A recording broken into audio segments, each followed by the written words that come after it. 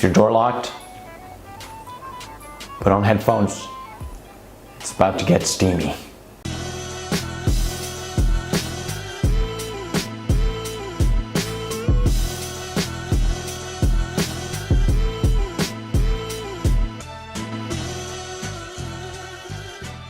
Oh hey, how you doing? You know, about 2 years ago I made a video on like the top 5 things you should never say to a potter, and oh boy, I tell you what, it doesn't stop at 5 things. That video was like the most common things that normies, yeah, that's right, I call you normies, people who don't make art. Oh yeah, and if you haven't seen part 1, these videos are usually sprinkled in with amounts of disrespect and saltiness, so if you are not used to that type of energy, you should probably leave right now. That was your warning. I need like a timeline of things that normal people say to us that offend potters within pottery culture. That like, oh, okay, you're gonna mention the movie Ghost at some point, I know you are. You're not that special. A lot of these things usually happen at art tables, but since the pandemic happened, a lot more of them are happening online. And I have a whole list of them right here. It's not a list. I'm not using paper. I'm not a savage. I debated you. I put it on my phone like a normal person. Thing number 1, stop asking us to make other artists' work because you think we can do it faster, it's more available, or it's cheaper. Stop it. We hate it. Number 1, it's disrespectful. Number 2, it's immoral. The pottery community, not even the pottery community, the art community doesn't like it, and you're asking someone to step out of their own skill bracket or level to do something else that someone else can do for cheaper. The reasons that you would ask another artist to reproduce work that the artist that you like is doing faster or cheaper are on such a high level of Karen that it might as well have like yellow glowing Super Saiyan hair. It's really high level. It's like you were too impatient or privileged to like wait for the actual genuine artifact. So you decided to go for a workaround of a cheaper product. The weird messed up thing is that you always expect it to be just as good as the original product. As if all of us have the same exact skill set and we can like we all have little potter meetings and we're like, oh, I'm gonna teach you how to do the same thing I can do so that way my art is now, but there's no difference between any of us. We're all exactly the same. Even if it could be done, which the high majority of the time someone says no, or it can't be done, it's almost like theft with a middleman in between, you know? It's like you want someone's work, but you don't want to pay the price that you should pay or wait for it within a certain amount of time to get said work. So you're just asking someone else to do it for you is weird. It's weird. Nobody likes it. It's weird. Stop doing it. There's people right now watching this, like that actually happens? Yes, it happens all the time. At least once a month, someone asks me to reproduce work that they saw from another artist, which is baffling to me because that means you don't actually support the artist or the art world. You just want the thing. And you'll go to like an immoral place to get it. It's weird. It's disrespectful. Stop doing it. Number 2, you know what you should make, people? Oh, I saw some of your work. You know what you should make? Oh man, I saw this one artist do this one thing and it sold really well. You should do the same thing. You know what you should make? You should make the shut up is what you should make. The know what you should make guy is right underneath the guy who won't stop asking you to make him a bong. But he keeps forgetting because he's high all the time. Oh dude, will you make me a bong? I already made you one after you asked me 300 other times. Oh yeah. That's right, it's a vase now, right there. Don't say I'm making fun of the way stoners talk. I live in California. I live in the place where they produce them. Before you go up to someone who's an artist and you go, you know what you should make, or you know what you should draw, just stop yourself. Just stop yourself and go, have they thought of that? Like, am I the first guy? Because the answer is no. Nope. It's like going up to a fish and going, oh, you know what you should swim like? Yeah, please tell the fish how to swim, thanks. This one kind of goes with the know what you should make guy. Hand warmer mugs. Stop it. I'm not saying you can't make hand warmer mugs. I'm not saying they're not sellable. I'm not saying people don't like them. I'm saying stop suggesting we make hand warmer mugs somewhere near the December time. A lot of you don't know this because you don't go outside because you live on the internet. But hand warmer mugs are actually extremely cheap, very, very easy to slip cast. My local pottery shop sells them, and they're not difficult to make, but they are annoying because they get super popular once one artist does it, and then everyone sees that one person do it, and then now everybody wants one for the rest of their lives. They're not hard to make. They're just a little bit of a slab pushed out into a part that you push into a mug, and that slab just covers your hand, and the pushed in part is where you hold your hand into the mug. That's it. They're not hard. They're just a regular cylinder with a little flap on the outside. It's like putting a butt crack on the outside of a cylinder and then you just scoot your hand straight into that crack. This is something that's been going on in the art world for quite some time, where there's things to us that seem super ordinary, like swirly mugs or hand warmer mugs, or like kintsugi or something like that. But there's this weird ethos world of like people who are on Facebook for way too often and they see it and then they're like, oh, I know a potter, I should tell him to do that. And then you go to the, you know what you should make guy? And the know what you should make guy turns into, I really like hand warmer mugs. And now Auntie Agnes won't stop talking about it, as if passively aggressively suggesting it every 3 days is gonna make me make it. You know what I'm gonna do? I'm gonna make an extra small mug with an extra small handle, with no handle. I'm just gonna make you a teacup. I'm gonna give you exactly what you didn't want, because at this point, it's not about winning, Agnes. It's about getting the point across. Thing number 3 or 4, I don't know, I lost count. Stop saying you can do what we do because you did it in high school. We hear it all the time. We know it was a class in your school that was offered. We don't mind you telling us that you took the class in high school, but stop pretending that you can do exactly what we do because you took 3 months of a course and you made a pot one time. Yet now it's in the forgotten closet in your house because nobody wants to use it because it was so ugly. This one is very specific because all too often people will come up to my table and tell me, oh, I did this in high school. It's really interesting. I'll have a nice conversation with them and it'll be all good. But somewhere along the line, somewhere along the day of that table, this person will come up to the table. I don't know why they always look like this. Don't be mad at me. Them's just the facts. And they'll go, oh, this doesn't look too impressive. I did this in high school. No, you can't. No, you can't. No, you didn't. And no, you don't do this. Because if you did, you wouldn't be here trying to buy it from me now, would you? Would you? You should put dye your hair blonde. Yes, you do. Yes, you do. I'm talking to you like a baby because if you keep acting like a child, I'm gonna treat you like one. I always wonder what would happen to these people if they just like, the world collapsed and all the Starbucks went out of business and all of a sudden you had nobody to lift heavy things for you. Like, would you just die? You don't have any way to survive. I know you live off of Starbucks and the souls of service workers who are already depressed. Like, just what do you do without those two things to feed off of?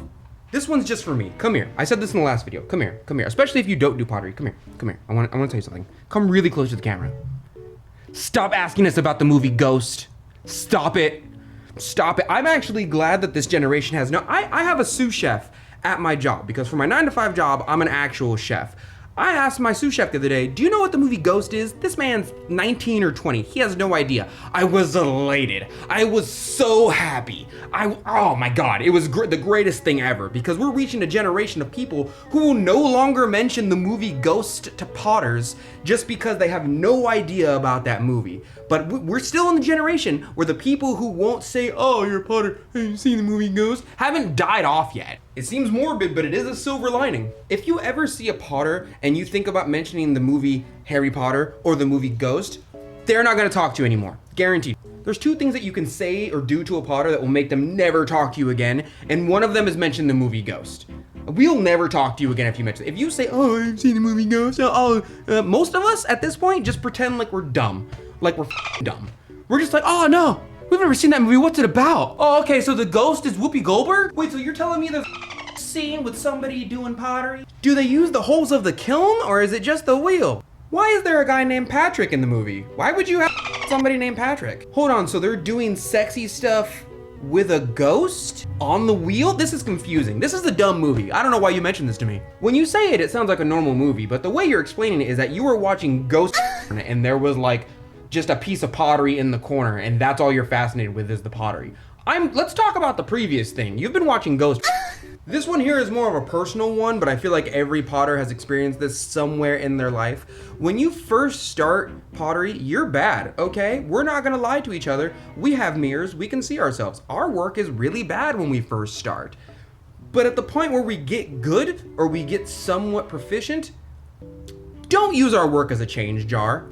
I mean, unless I'm actually making you a change jar, but I understand you know what I mean by context, you smartass. If this one happens to me, you will never receive any pottery from me again. If I go to your house and I see this, I feel like most, you know what? I'm gonna go ahead and make a generalized statement even though it's a fallacy. Most potters, if this happens to them, you immediately will no longer get gifts from them as far as pottery goes. Just gone, you've blown up that deal. Just real quick, I understand if you're making an actual, I can already see you typing, what if you're actually making a change jar? Shut up, nerd, you already know. Don't try and be a smart.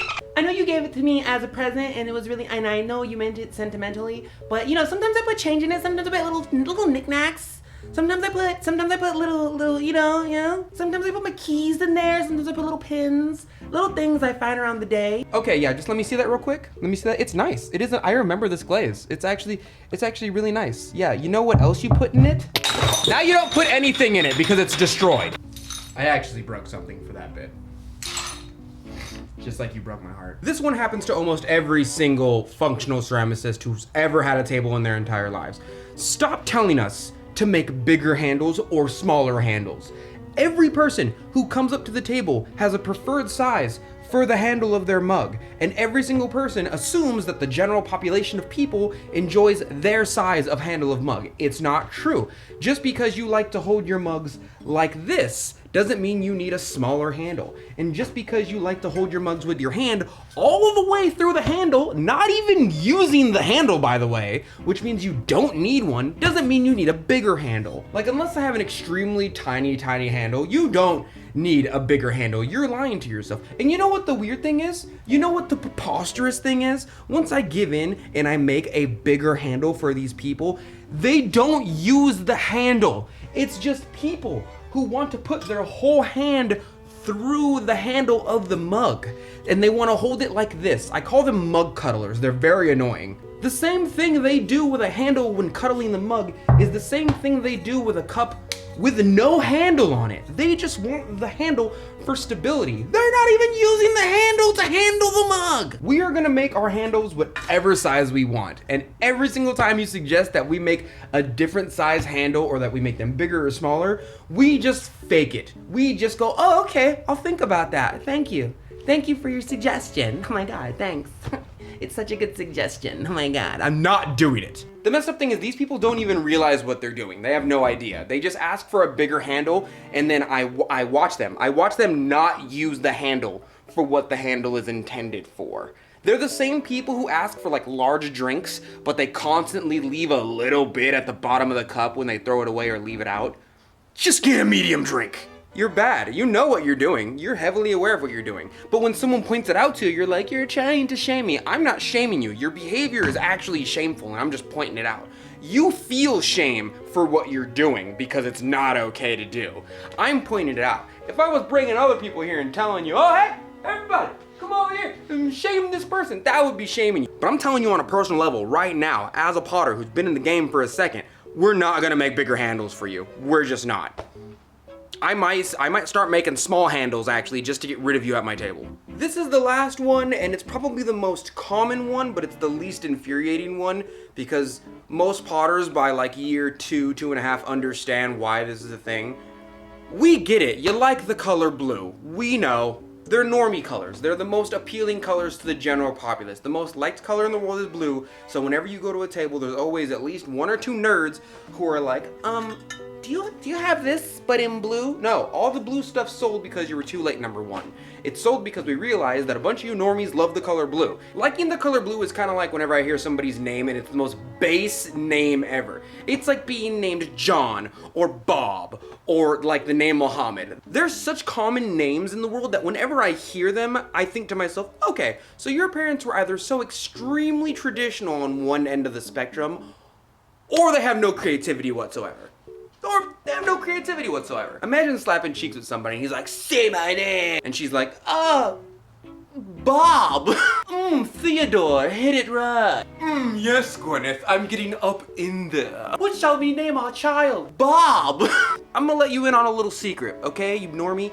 There's a list of colors that the most common basic minds in the world like. It's blue, green, purple, red. Those are the most common colors that people like. So when you go ask someone or you buy something in the color that you like, understand that it's not a personal individual thing. You're not a special little snowflake because you like the color blue. Everybody likes the color blue. You're the most common denominator of everything. If you go up to a potter's table and you don't see anything in blue anymore, The blue has either been bought out or it's a very special potter who makes things in anti-blue because they hate being asked if you have anything in blue. Yes, I know I'm wearing a blue shirt, shut up. This one's kind of weird because I try and confer this with other potters and other potters don't experience this, so let me know in the comments below if this one hits with you. There's a special school of people in the world who stay on Facebook for way too long. Like the same people who are like TV and video games are gonna rot your brain when you get older, are rotting their brain on Facebook all day long. And for some reason, they always see Kintsugi, Raku, and Pitfire stuff. And anytime I see them, they're like, do you do Kintsugi? Do you have any Raku? I saw this one potter on YouTube, he does the Pitfire. Do you do the Pitfire? Stop. Stop it. Get help. We are so tired of being sent links of other potters who either make tiny pottery, or they make Kintsugi, or they make Raku, or they do Pitfire work. I don't know what it is, but for some reason you rotted your brain and your critical thinking skills to thinking that we're all capable of these things and that we want to do them. No, we don't. Thank you. Stop it. I don't know why I turned into like a southern dude with a mansion. I don't know, I'm sorry. Most potters past like year 1 of their pottery experience know the things. We're aware of it. But people keep doing it as if we're not aware of it. So when you show us the bubble glaze trick, or a marbleized mug, or a swirly mug, or Kintsugi, or Pitfire, or Raku, or anything like that, we're like, yeah, we know. I've been knowing for 6 years. Thank you. Thanks. Unless it's a new potter, don't show it to them. They know about it, and they're probably irritated, and they're just being nice to you. Kind of like the handle thing. We're just gonna be nice about it, but we're not gonna do it. Oh my god. That has been building up in me forever. Thank you, potters, for watching that today. If you agree with any of these things, especially if you're a potter, click the like button. And even if you're a normie, I'm sure you don't relate to most of these, but now you know. Don't say any of these things to us. We hate all of them. Bye-bye. Thank you for your patronage.